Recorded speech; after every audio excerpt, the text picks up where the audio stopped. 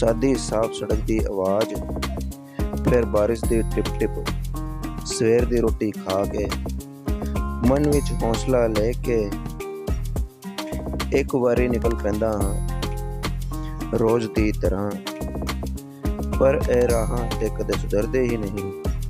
ਬੇਗ ਉਠਾਉਂਦੇ ਬੰਦੇ ਦੀ ਹੌਲੀ ਹੌਲੀ ਚਾਲ ਦੀ ਆਵਾਜ਼, ਸੜਕਾਂ 'ਚ ਖੱਡੇ, ਪਾਣੀ 'ਚ ਪੈਰ, ਨਾ ਪਤਾ ਕਿੰਨੀ ਵਾਰੀ ਪੈਰ ਫਿਸਲਿਆ।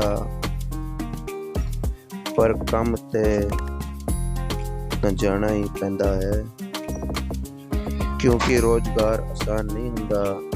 ਬਾਰਿਸ਼ ਤੇ ਝਿਣ ਝਿਣ ਕਰਦੀ ਪਾਣੀ ਦੀ ਚਾਪ, ਬਾਰਿਸ਼ ਹੋ ਜਾਵੇ ਤਾਂ ਇਹਨਾਂ खड्डियां ਵਿੱਚ इतना पानी भर दोस्तों जाता मेरे है पापा रोज आते हैं, मैं उनको कि शरबत कदे देती हूँ और कदे पानी लगता भी है देती हूँ।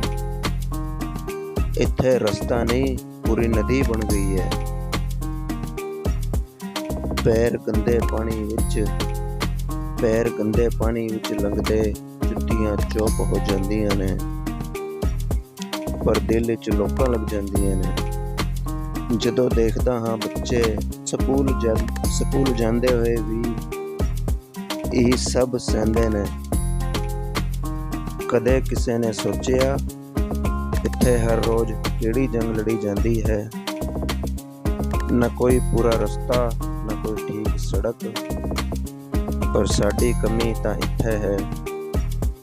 ਅਸੀਂ ਤਾਂ ਆਪਣਾ ਕੰਮ ਇਮਾਨਦਾਰੀ ਨਾਲ ਕਰਦੇ ਹਾਂ। ਮੈਂ ਕਿਸੇ ਮੰਤਰੀ ਦੀ ਗੱਲ ਨਹੀਂ ਕਰ ਰਿਹਾ, ਨਾ ਕਿਸੇ ਰਾਜਨੀਤੀ ਦੀ। मैं सिर्फ ये